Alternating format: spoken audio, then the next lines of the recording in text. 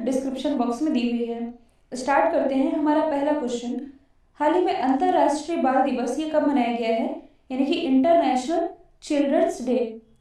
तो ये भी हाल ही में मनाया गया है 20 नवंबर को, और इसे मनाए जाने की शुरुआत की गई थी 1994 से। अब इसमें आप कंफ्यूज नहीं होइएगा, क्योंकि अंतर्राष्ट्रीय बाल दिवस ये तो 20 नवंबर को मनाया जाता है। भारत में जो राष्ट्रीय बाल दिवस है ये मनाया जाता है 14 नवंबर को, जवाहरलाल नेहरू जी की जयंती के मौके पर। यदि हम अदर ऑप्शन को डिस्कस करें तो 17 नवंबर को मनाया गया है वर्ल्ड स्टूडेंट डे, जबकि इंटरनेशनल स्टूडेंट डे ये मनाया जाता है 15 अक्टूबर को। 18 नवंबर को मनाया गया है प्राकृतिक चिकित्सा दिवस, और 19 नवंबर को मनाया गया है वर्ल्ड टॉयलेट डे। और क्या मनाया गया है, अंतर्राष्ट्रीय पुरुष दिवस। अच्छा, यहाँ से इंपॉर्टेंट है वर्ल्ड टॉयलेट डे, और इस बार जो वर्ल्ड टॉयलेट डे मनाया गया इसकी थीम थी sustainable sanitation and climate changes. और देखिए, ऑनलाइन स्टडी पॉइंट की जो वन लाइनर करंट अफेयर की पीडीएफ है, जिसमें कि लास्ट 10 मंथ्स के current affair one liner format में कवर कराए गए हैं, इसकी भी लिंक डिस्क्रिप्शन बॉक्स में दी हुई है। नेक्स्ट है, हाल ही में माया सेंडू किस देश की राष्ट्रपति बनी है। तो ये भी हाल ही में मालडोवा की राष्ट्रपति बन गई हैं। और देखिए, जो माया सेंडू है ये पहली ऐसी महिला बनी है जिन्हें मालडोवा के राष्ट्रपति के रूप में नियुक्त किया गया है। तो सबसे पहले आप वर्ल्ड मैप में देख सकते हैं मालडोवा की लोकेशन, ये किस महाद्वीप में स्थित है। तो ये स्थित है यूरोप महाद्वीप में। और इसकी कैपिटल क्या है, तो मालडोवा की कैपिटल है चिशिनाउ, और करेंसी तो ये है मालडोवियन लियू। इसे आप थोड़ा जूम करके भी देख सकते हैं। तो देखिए, ये है मालडोवा। मालडोवा के पास ये जो आप देख रहे हैं ये है ब्लैक सी, यानी कि काला सागर, और काला सागर के पास ये वाली जो लोकेशन है ये है तुर्की की। और मैंने आप लोगों को बताया है कि हाल ही में तुर्की ने इसी ब्लैक सी में किसकी खोज की है, नेचुरल गैस के भंडार की खोज की है। और ये जो आप देख रहे हैं ये है कैस्पियन सी, जो कि विश्व में सबसे खारे पानी की झील है। यदि हम अदर ऑप्शन को डिस्कस करें तो हाल ही में बोलीविया के भी नए राष्ट्रपति बनाए गए हैं, इनका नाम है लुइस एर्स। यदि हम बात करें सूरीनाम की, तो हाल ही में सूरीनाम के जो नए राष्ट्रपति बने हैं ये हैं चंद्रिका प्रसाद संतोखी, जो कि भारतीय मूल के हैं। यदि हम बात करें फ्रांस की, तो फ्रांस के राष्ट्रपति हैं इमैनुअल मैक्रोन, और अभी हाल ही में फ्रांस के नए प्राइम मिनिस्टर भी बनाए गए हैं, इनका नाम है जीन कॉस्टेक्स। हाल ही में कर्नाटक का 31वां जिला कौन बना है, तो ये भी हाल ही में बन गया है विजयनगर। और जो विजयनगर है ये बेल्लारी से अलग होकर के कर्नाटक का 31वां जिला बना है। देखिए, ये वही इलाका है जहाँ विजयनगर साम्राज्य का शासन था। आप लोगों ने हिस्ट्री में पढ़ा भी होगा, कई बार एग्जाम में पूछा जाता है कि विजयनगर साम्राज्य की स्थापना किसने की थी। तो ये की थी हरिहर बुक्का नामक दो भाइयों ने। तो विजयनगर ये बन गया है कर्नाटक का 31वां जिला। आप मैप में देख सकते हैं कर्नाटक की लोकेशन। इसकी राजधानी क्या है, बेंगलोर। मुख्यमंत्री तो ये हैं BS येदुरप्पा। राज्यपाल हैं वजुभाई बाला। इसके अलावा इंपॉर्टेंट नेशनल पार्क की यदि बात की जाए तो अंसी, कुद्रेमुख, बन्नरघट्टा और नागरहोल, ये सभी नेशनल पार्क स्थित हैं कर्नाटक में ही। अब यदि हम अदर ऑप्शन को डिस्कस करें तो देखिए, दो ऑप्शन हमने डिस्कस कर लिया है। बेंगलोर ये तो राजधानी है ही, प्रसिद्ध IT कंपनी है जो इन्फोसिस, इसका भी हेडक्वार्टर स्थित है बेंगलोर में ही, जो कि वृषभावती नदी के किनारे बसी हुई है। इसके अलावा भारत की पहली गर्ल्स फुटबॉल एकेडमी, इसकी शुरुआत बेंगलोर से ही की गई है। यदि हम बात करें धारवाड़ की, तो कई बार एग्जाम में पूछा जाता है कि धारवाड़ ये किसके लिए प्रसिद्ध है, तो ये प्रसिद्ध है सोने की खान के लिए। हालांकि कर्नाटक में जो कोलार है, धारवाड़ और जो हसन है, ये सभी प्रसिद्ध है सोने की खान के लिए। तो ये सभी आप याद रख सकते हैं। हाल ही में पेरू के नए राष्ट्रपति कौन बने हैं, तो हाल ही में पेरू के अंतिम राष्ट्रपति ये बन गए हैं फ्रांसिस्को सगस्ती। और यदि कहा जाए तो पिछले एक हफ्ते में 2 बार राष्ट्रपति बदले गए हैं पेरू के। और ऐसा भी कहा जा सकता है कि पेरू के 5 साल के प्रशासन में ये चौथे राष्ट्रपति हैं जिनका नाम है फ्रांसिस्को सगस्ती। तो सबसे पहले आप वर्ल्ड मैप में देख सकते हैं पेरू की लोकेशन। ये है नॉर्थ अमेरिका, ये है साउथ अमेरिका, ये है अफ्रीका, ऑस्ट्रेलिया, ये है एशिया वाला हिस्सा, और ये है यूरोप।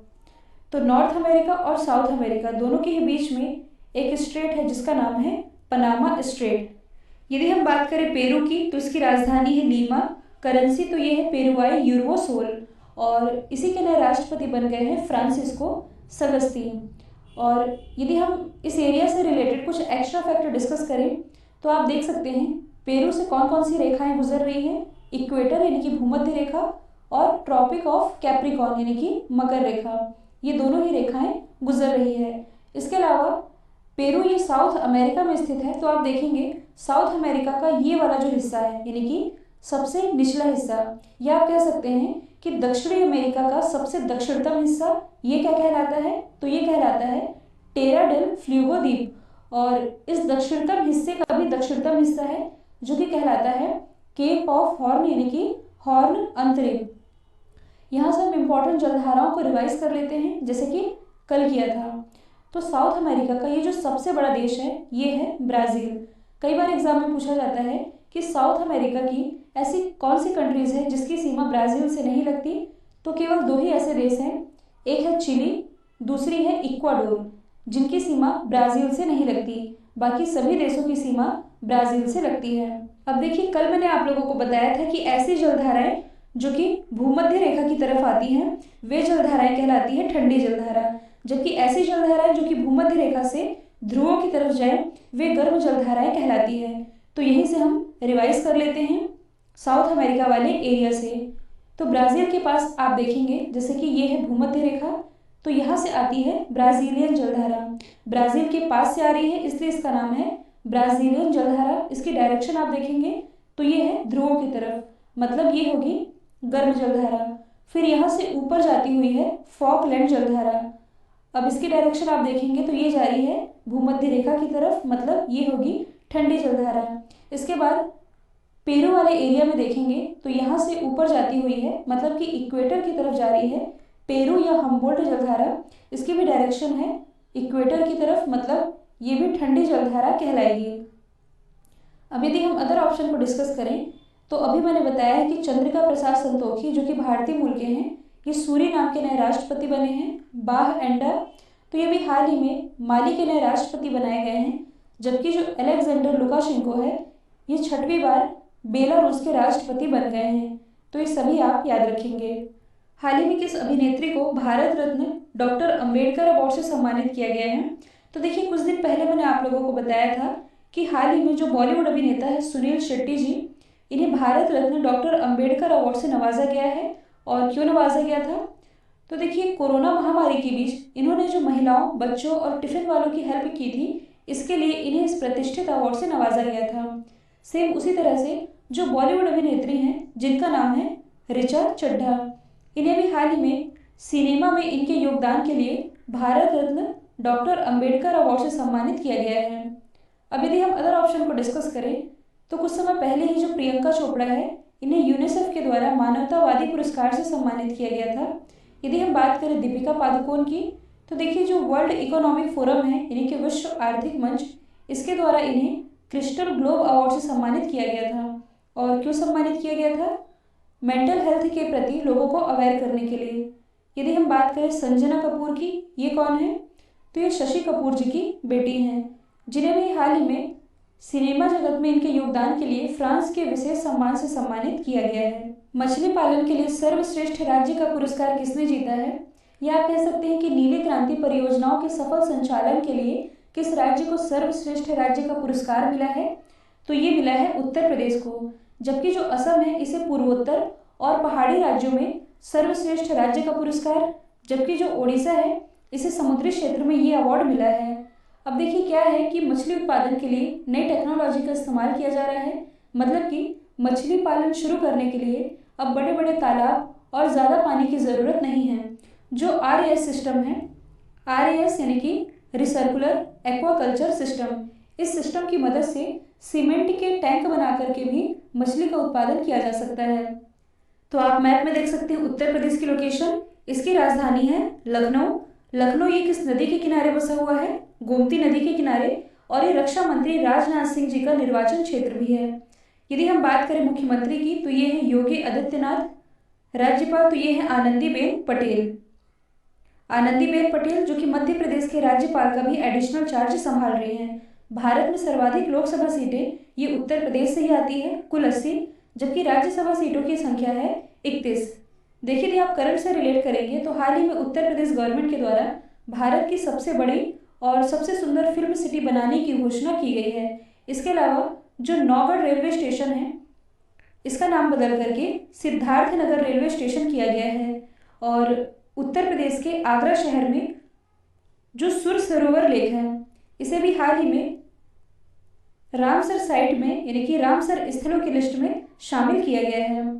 हाल ही में आईएसओ प्रमाणन वाला पहला शहर कौन बना है? तो ये भी हाल ही में बन गया है भुवनेश्वर, जो कि उड़ीसा की राजधानी है। और जो भुवनेश्वर है, इसे FSSM में आईएसओ सर्टिफिकेट मिला है। FSSM इसकी फुल फॉर्म है फेकल स्लज एंड सेप्टेज मैनेजमेंट, यानी कि कीचड़ और सेप्टेज के प्रबंधन के लिए, या आप कह सकते हैं कि स्वच्छता के क्षेत्र में जो भुवनेश्वर ने काम किया है, इसके लिए इसे आईएसओ सर्टिफिकेट मिल गया है। अच्छा, यहाँ जो टर्म लिखा हुआ है आईएसओ, इसका क्या मतलब है? तो इसका मतलब है इंटरनेशनल स्टैंडर्ड ऑर्गेनाइजेशन, या इसे आप कह सकते हैं अंतर्राष्ट्रीय मानकीकरण संगठन। जो आईएसओ है, इसने अपना पहला सर्टिफिकेट जारी किया था 1979 में, जिसका नाम था ISO 9000, जो कि किसी कंपनी की शुद्धता और गुणवत्ता का प्रतीक था। और आप लोगों ने एक और सुना होगा ISO 9001 2008। कई कोचिंग इंस्टीट्यूट के बाहर भी आप लोगों ने ऐसा लिखा हुआ देखा होगा, लेकिन ये पुराना हो चुका है। जो आईएसओ है, इसने अब नया सर्टिफिकेट जारी किया है, जिसका नाम है ISO 9001 2015। और जो भुवनेश्वर को ये आईएसओ सर्टिफिकेट मिला है, ये इसी कैटेगरी का मिला है, तो ये आप याद रख सकते हैं। अब देखिए, यदि हम अदर सिटीज़ को डिस्कस करें जो कि चर्चे में रहे हैं, तो मैंने आप लोगों को बताया था कि अभी हाल ही में CCTV से निगरानी रखने के मामले में विश्व के टॉप 20 सिटीज़ की लिस्ट जारी की गई। और इस टॉप 20 में जो भारत का हैदराबाद है, ये 16वें स्थान पर है। ओवरऑल पूरे वर्ल्ड में है ताइवान टॉप पर, जो कि चाइना का एक शहर है। यदि हम बात करें अहमदाबाद की, तो देखिए, कई बार मैंने आप लोगों को बताया है कि राजस्थान की जो कैपिटल है जयपुर, इसे यूनेस्को के द्वारा वर्ल्ड हेरिटेज साइट में शामिल किया गया है। लेकिन ये ऐसा पहला शहर नहीं है जिसे यूनेस्को ने अपने वर्ल्ड हेरिटेज साइट में शामिल किया है। भारत का पहला शहर अहमदाबाद है, जिसे 2017 में यूनेस्को के वर्ल्ड हेरिटेज साइट में शामिल किया गया था। यदि हम बात करें सहारनपुर की, ये स्थित है उत्तर प्रदेश में, और इसी सहारनपुर से भारत का पहला मास्क ATM लॉन्च किया गया था। नेक्स्ट है, हाल ही में जारी किए गए वैश्विक रिश्वत जोखिम सूचकांक में भारत कौन से स्थान पर है? तो देखिए, अभी हाल ही में ट्रेस इंटरनेशनल के द्वारा जो रिपोर्ट जारी की गई है, इसके अनुसार रिश्वत जोखिम सूचकांक में अपना देश भारत ये है 77 पोजीशन पर। और यदि देखा जाए कि सबसे कम रिश्वतखोरी किस देश में होती है, तो सबसे कम होती है डेनमार्क में। इसके बाद स्थान आता है नॉर्वे का, और इसके बाद स्थान आता है फिनलैंड का। तो ये टॉप 3 कंट्रीज़ है जहाँ सबसे कम रिश्वतखोरी होती है। यदि आपसे पूछा जाए कि सबसे अधिक रिश्वतखोरी वाले देशों की लिस्ट में कौन टॉप पर है, तो नॉर्थ कोरिया, तुर्कमेनिस्तान, इसके बाद साउथ सूडान का स्थान आता है। और इंडिया की रैंकिंग है 77। अब यदि हम अदर ऑप्शन को डिस्कस करें, तो हाल ही में जारी किए गए ग्लोबल हंगर इंडेक्स यानी कि भूख सूचकांक में भारत रहा है 94 स्थान पर। टॉप पर रहा है बेलारूस। हाल ही में जारी किए गए ह्यूमन डेवलपमेंट इंडेक्स में टॉप पर रहा है नॉर्वे। इंडिया की रैंकिंग है 129। और वर्ल्ड बैंक के द्वारा जो डूइंग बिजनेस इंडेक्स रिलीज किया गया, इसे टॉप किया था न्यूजीलैंड ने। इंडिया की रैंकिंग है 63। महिलाओं के लिए नामित बुनियादी ढांचे के साथ पहला भारतीय शहर ये कौन बना है? तो महिलाओं की आवश्यकता के लिए बुनियादी ढांचे के साथ पहला भारतीय शहर ये बन गया है मुंबई। मुंबई जो कि महाराष्ट्र की कैपिटल है, और ये अरब सागर के किनारे बसी हुई है। इसी अरब सागर में भारत का पहला फ्लोटिंग बास्केटबॉल कोर्ट यानी कि तैरता हुआ बास्केटबॉल कोर्ट स्थापित किया गया है। जो मुंबई है, ये टैप वाटर रैंकिंग में पहले स्थान पर रही है। और जो प्रसिद्ध सिद्धि विनायक मंदिर है, ये मुंबई में स्थित है। कई बार एग्जाम में पूछा जाता है कि 7 टापुओं का शहर ये किसे कहते हैं, तो ये मुंबई को ही कहते हैं। इसके अलावा मोस्टली बैंकों का हेडक्वार्टर ये मुंबई में ही है। National stock exchange Bombay stock exchange और सेबी यानी कि security and exchange board of India, इन सभी का हेडक्वार्टर स्थित है मुंबई में ही। नेक्स्ट है, हाल ही में जारी किए गए विश्व के 500 सबसे शक्तिशाली कंप्यूटर की लिस्ट में कौन टॉप पर है? तो देखिए अभी हाल ही में लॉरेंस बर्कले नेशनल लेबोरेटरी के द्वारा एक लिस्ट जारी की गई है, जिसके अनुसार इन 500 सबसे शक्तिशाली कंप्यूटर की लिस्ट में टॉप पर है जापान का फुकागो सुपर कंप्यूटर। और इस 500 की लिस्ट में भारत के 2 सुपर कंप्यूटर शामिल किए गए हैं। ये 2 कौन कौन से हैं? एक तो है परम सिद्धि, दूसरा है मिहिर। यदि हम बात करें परम सिद्धि की, तो इसे साइंस एंड टेक्नोलॉजी डिपार्टमेंट और इलेक्ट्रॉनिक और आईटी मंत्रालय के द्वारा तैयार किया गया है। यदि हम बात करें मिहिर की, तो इसे पृथ्वी विज्ञान मंत्रालय के स्वामित्व में तैयार किया गया है। और इन्हीं दोनों सुपर कंप्यूटर को विश्व के 500 सबसे शक्तिशाली कंप्यूटर की लिस्ट में शामिल किया गया है, जिसमें कि इस 500 में परम सिद्धि की रैंकिंग है 63 और मिहिर इसकी रैंकिंग है 146। यदि आपसे पूछा जाए कि टॉप 100 में शामिल एकमात्र सुपर कंप्यूटर, तो ये परम सिद्धि ही है।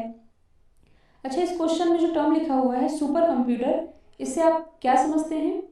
तो देखिए डेली लाइफ में जो हम कंप्यूटर यूज़ करते हैं उसे साधारण कंप्यूटर कहा जाता है, जो कि सिंपल कार्य करता है, जैसे कि कैलकुलेशन, पिक्चर देखना, टेक्स्ट टाइपिंग, ये सभी कार्य करता है सिंपल कंप्यूटर। लेकिन जो सुपर कंप्यूटर होता है, इन सभी काम के अलावा बहुत कम समय में बड़े बड़े कैलकुलेशन, भविष्य और मौसम के बारे में बताना, नेचुरल रिसोर्सेज के बारे में जानकारी कलेक्ट करना, ये सभी काम करता है सुपर कंप्यूटर। यदि आपसे पूछा जाए कि भारत का पहला सुपर कंप्यूटर कौन था, तो ये था परम 8000। तो ये भी आप याद रख सकते हैं। कल मैंने आप लोगों से पूछा था एशिया का पहला सौर ऊर्जा सक्षम टेक्सटाइल मिल यानी कि कपड़ा मिल, ये कहाँ स्थापित किया जा रहा है? तो ये स्थापित किया जा रहा है महाराष्ट्र के परभणी जिले में। अब आप लोगों के लिए आज का सवाल है, गायों के संरक्षण के लिए गौ कैबिनेट का गठन किसने किया है? तो इसका जो भी आंसर है कमेंट बॉक्स में बताइएगा। वीडियो यदि पसंद आया है तो एक लाइक कीजिए और एक शेयर करना बिल्कुल मत भूलिए। तो आज के लिए इतना ही। Thank you so much.